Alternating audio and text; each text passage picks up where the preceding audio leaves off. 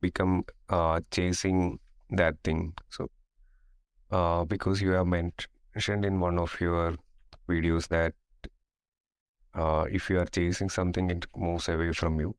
But whenever we have a desire to get something, we start working, and sometimes it become a chasing. So how do we know, or like uh, when we are like chasing, or like when do we know that? Well, what do you mean by working?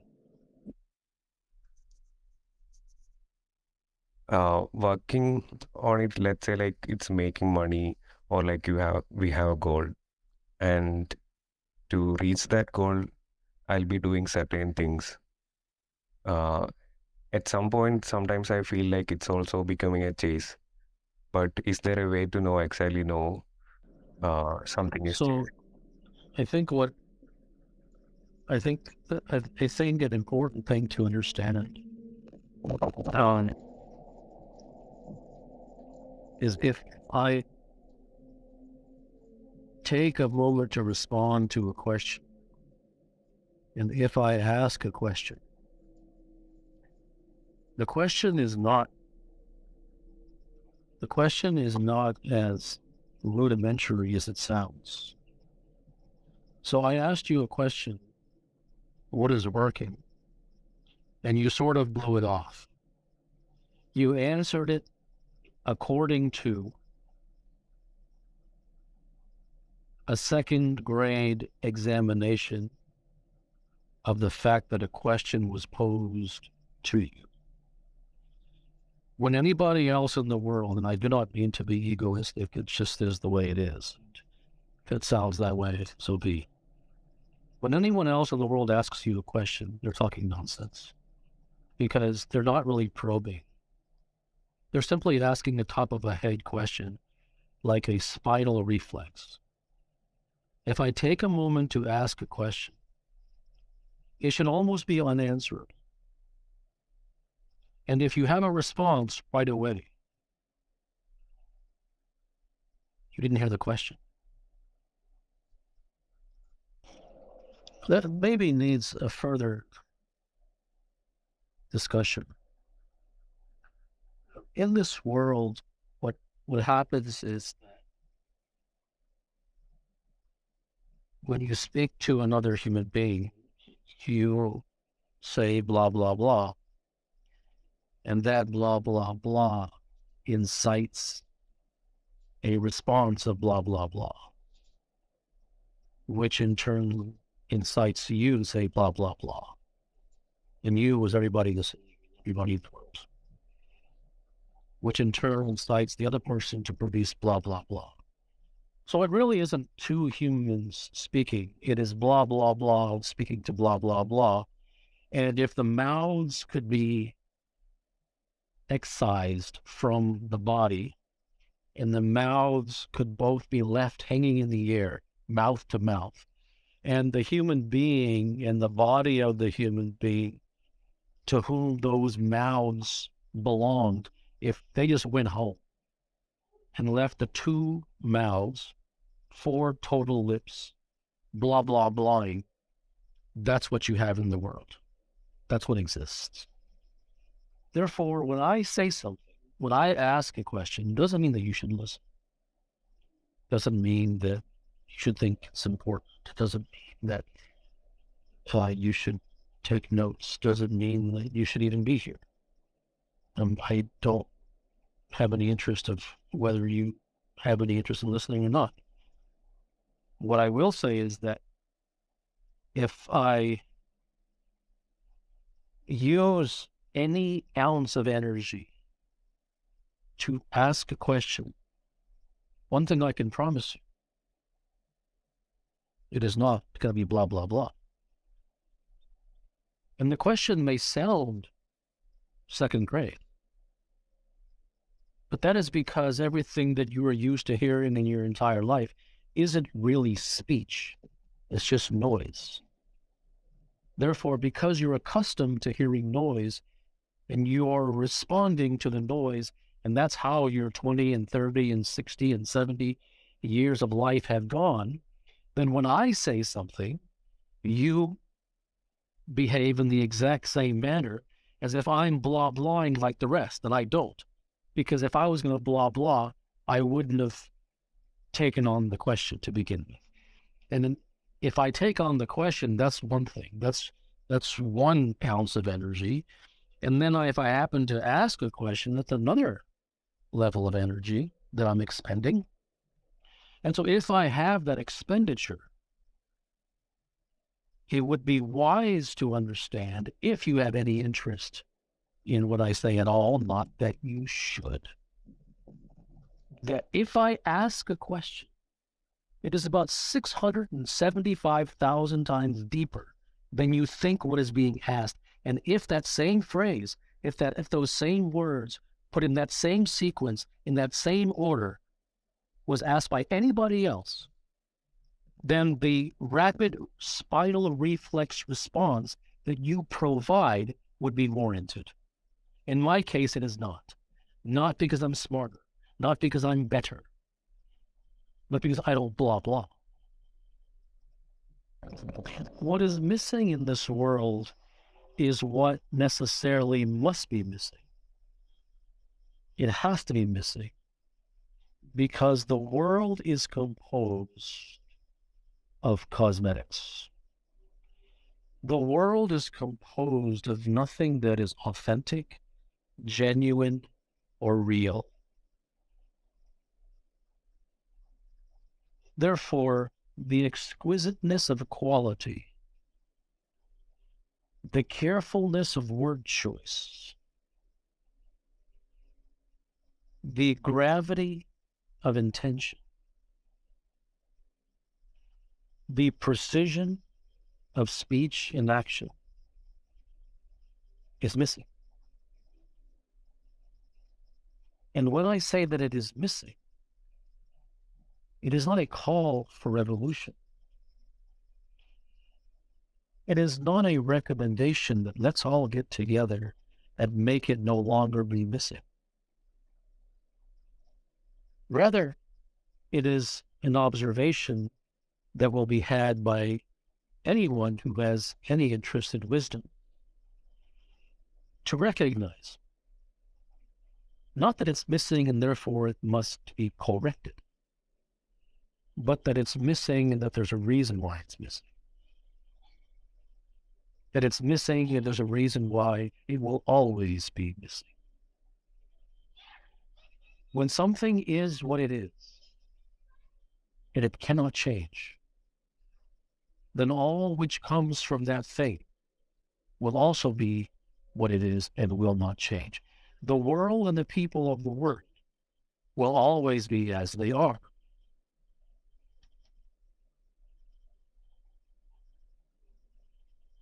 Not devoted to truth, not devoted to the extraordinary heights of quality, not devoted to devotion.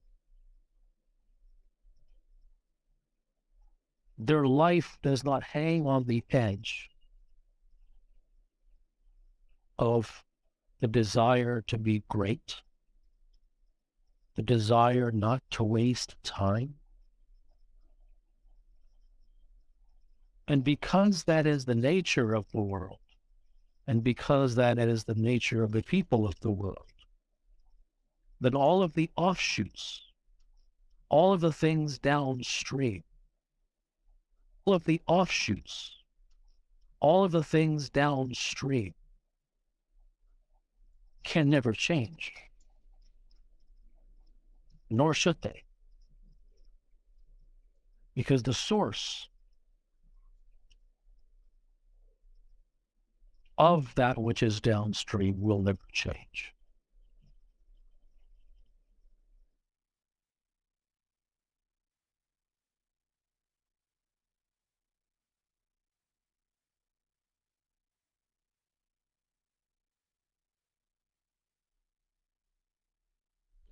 One may also wish to ask himself why he is even here. I'm not going to give any tips and tricks. I'm not going to give a how-to. I'm not going to ask you to improve. I'm not going to give you any 5-step plans. I'm not going to answer the majority of questions which come.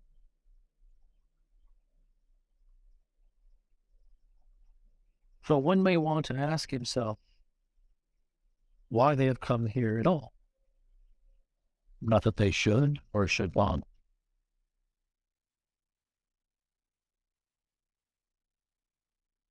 Ask yourself, why are you here?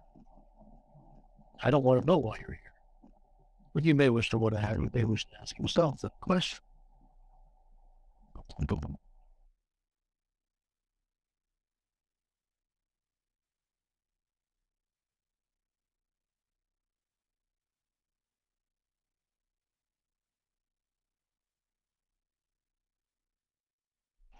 Human beings have a lot of questions, and rightly so, because life is extremely confusing.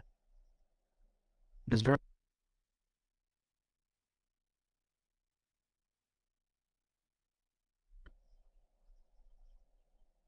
and as a result, there is endless confusion and suffering and misery and turmoil and strife in every human life.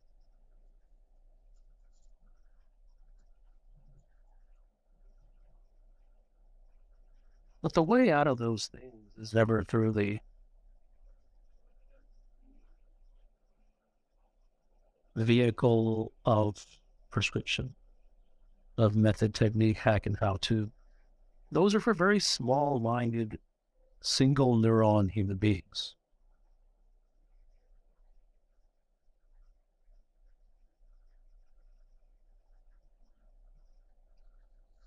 And small-mindedness and single-neuronness is largely a function of conditioning. It isn't a function of innate human capacity, because the human is capable of amazing things. It is largely a function of conditioning, of brainwashing. Society and its minions and experts and the entire world of gurus and books and media and on and on, they have created the human being. Let's say they have recreated him. They have created a person who babbles and doesn't know what he is babbling. And if he doesn't know something, he'll ask how to. And even if he has given a how to, he won't do it. And even if he does it, it won't work.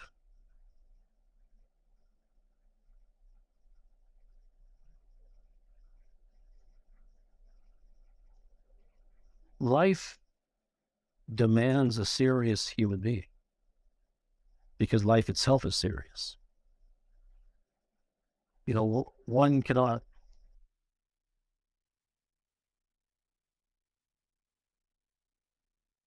His life is war. And it's certainly a war if all you have is a slingshot. Then the war never ends.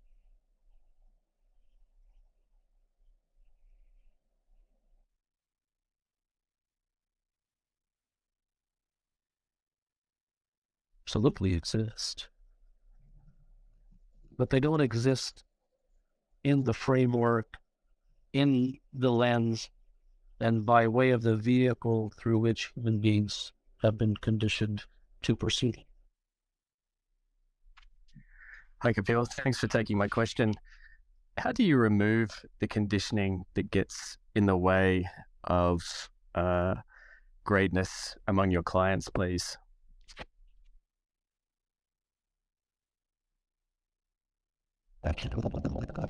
So your entire life is filled with beliefs, opinions, and prescriptions.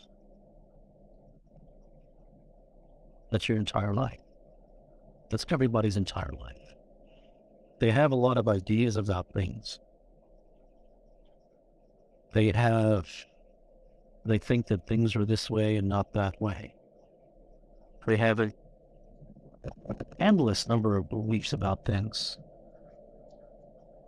They have a framework and mental models, all this garbage. And how can a person whose psyche is so full even have the mechanical possibility of learning anything? Because anything that is true falls in the face of that which is false, or flies in the face of that which is false. But if someone is convinced of falseness, then he will automatically see that which is true as being foreign and not. Hello. Thank you for taking my question. I'm certain of one thing in my life, and it's I don't want to waste it. And in my pursuit of not wasting it, I read and I listen to others, and I'm still flat. And I'm wondering,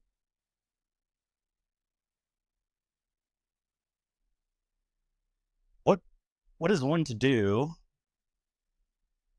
or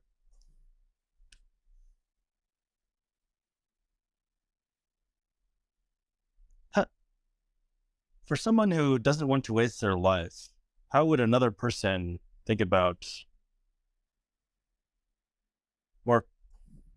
Sorry, I'm struggling here to articulate question here.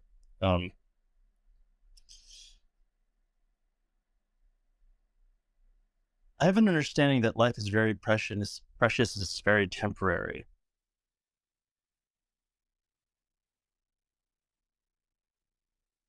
Or at the same time, the business that I'm in and the work that I do, although it's useful, it isn't pleasant.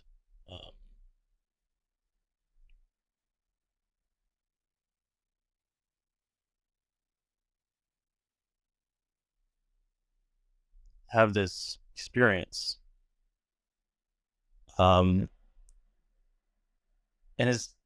I'm not looking for an answer here. I'm just wondering why the mechanism is this way, right? Like,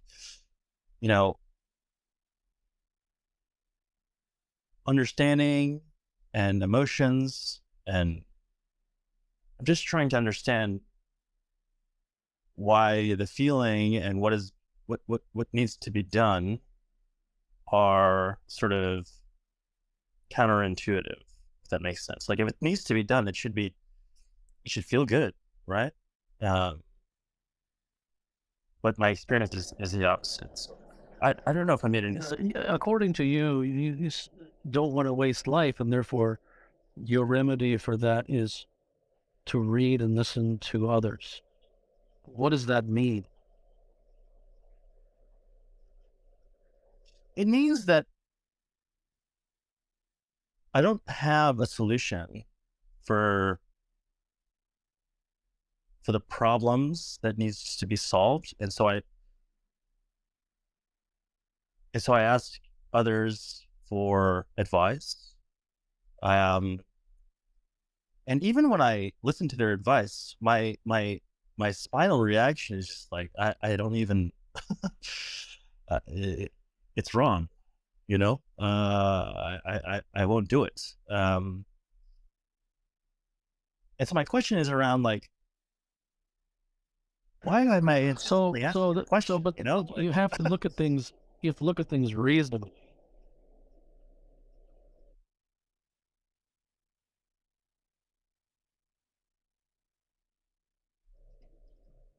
You have are you in search of a solution to a problem, or you have a question about something, whatever it is.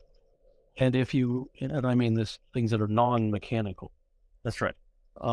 If you read a book, or if you ask a person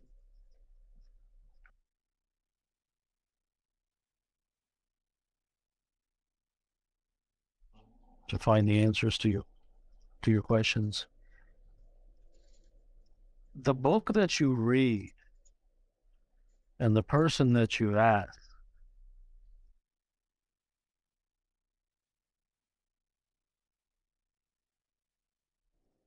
for it to have any possibility of helping you in any consistent way. Is that correct?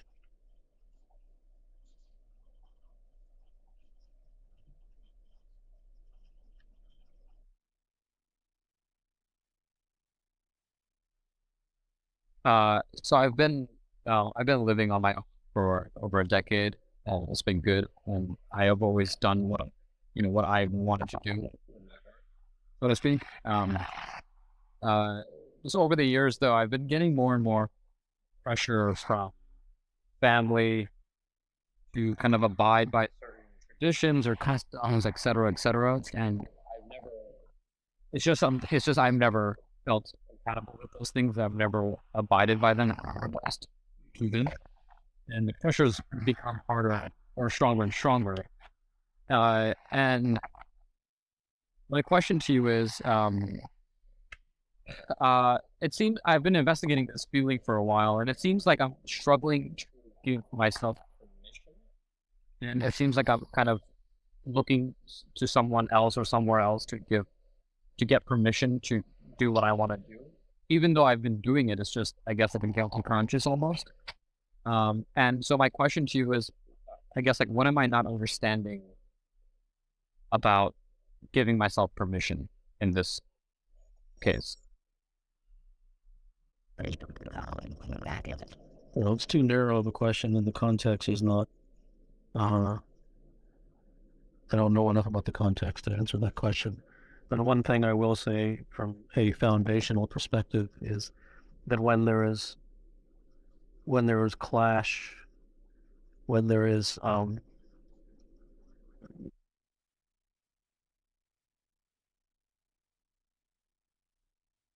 the first things that often goes is one's manner of speaking and an obvious demonstration of respect. And regardless of the detail of any question, if that is held strongly to as a foundational element,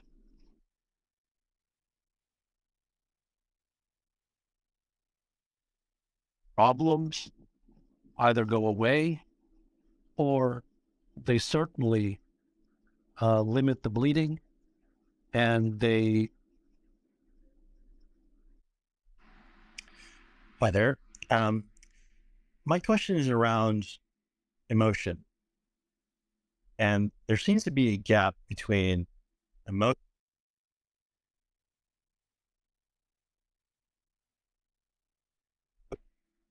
and my reptilian brain can't help but action towards my emotion.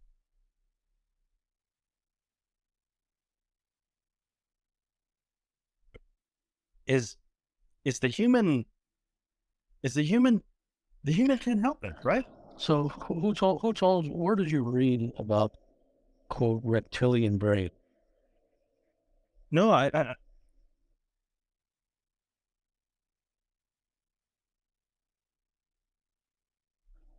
something in my college. It's like it's it's just like an automatic reflex. That's what I'm trying to communicate. But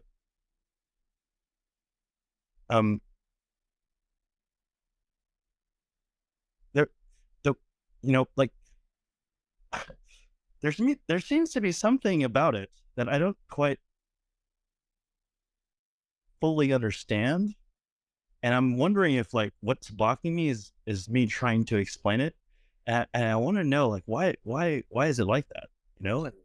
I don't know if you felt. So it sounds like you're a scientist. I don't know. I work in finance now, but Well, it sounds like you have a scientific bent. It sounds like you have a academic view about things. It sounds like you have an analytical, It's true. black and white, mathematical, biological type of predisposition. Yeah, that's true. And those who have that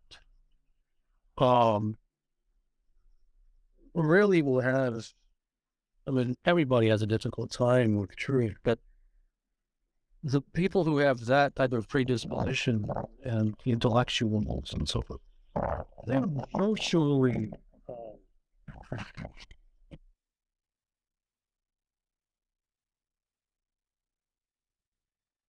fight of truth forever. Yeah, that's my feeling. Because truth does not fit into a test tube. Yeah. Truth cannot be taught according to principles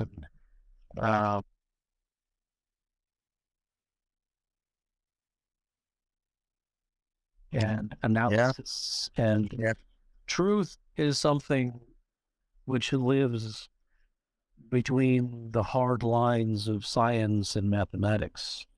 And therefore, it demands that a person either alter himself, that he should, or that a person has the type of predisposition which allows him to enter almost liquid milieu as opposed to that which is made of brick and mortar. Hello, Dr. Gupta. I, after reading your work, have found that I'm very fearful of the common people, the psychosis that pervades lots of things, popular delusions. I'm fearful of the consequences of that. I have panic attacks where it seems to me like humanity will overcome me. That there's nothing I can do. I live in a city and I often fear collapse. I have elderly parents who I would not like to see suffer. And my question is, I feel like I cannot exist in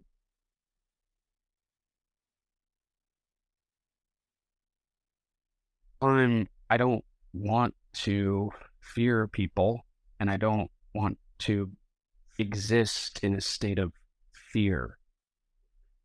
And I'm wondering what it is that allows someone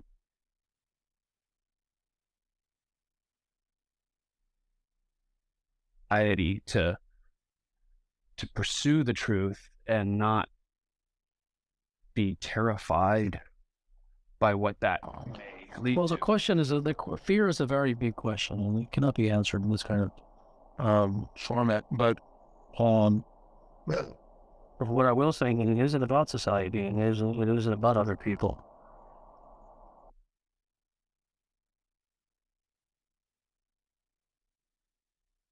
Well, the issue is, the world is a sewer, always will be.